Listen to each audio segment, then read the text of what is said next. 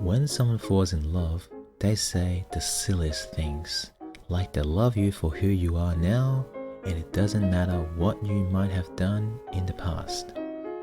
But a few years in, or in some cases a few months, weeks, or even days in, they say, "So what was it like with her?"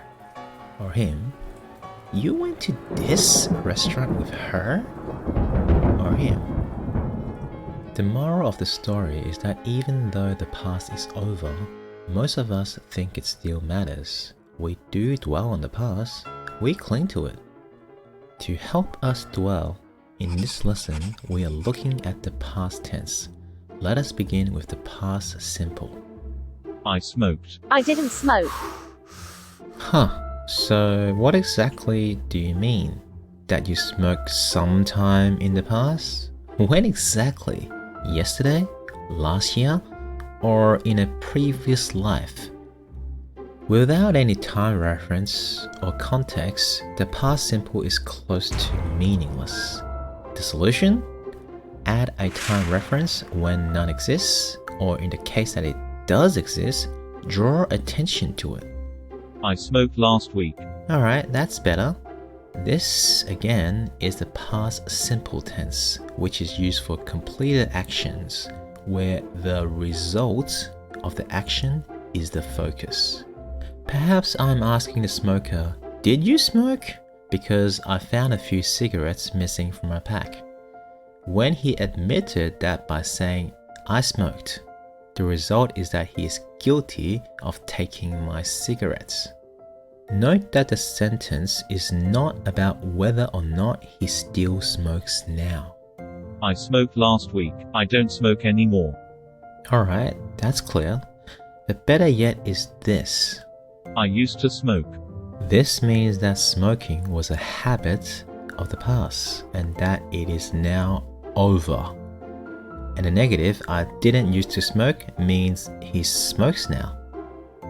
Alright, on to the past continuous. I was sleeping at 3 a.m.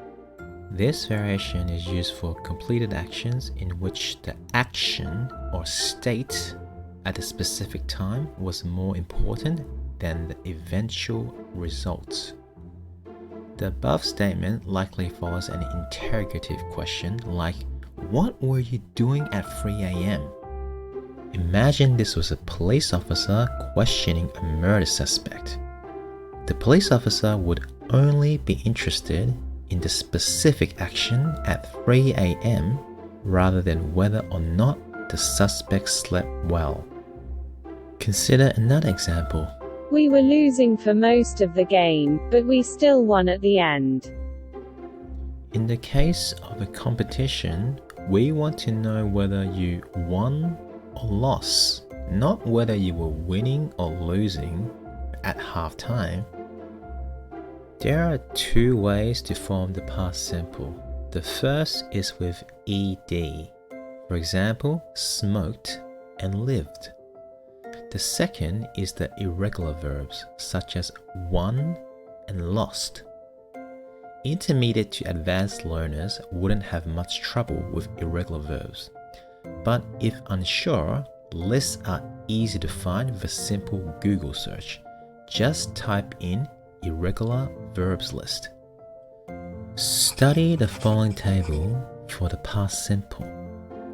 If my question is, "Did you smoke?" the answer can be, "I smoked," or "I didn't smoke." The question, "Did she win?"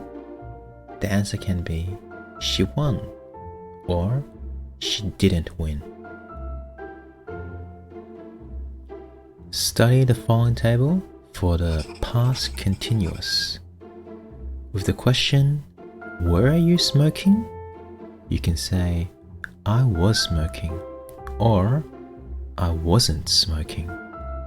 And to the question, "Was she winning?" you can say, "She was winning," or "She wasn't winning." And finally, here are some general uses of the past tense. I had pasta for dinner last night. I was eating for an hour between 7 and 8. She didn't arrive on time. She was driving when the party started. To access more videos about learning English, please give the video a like, click subscribe, and turn on notifications.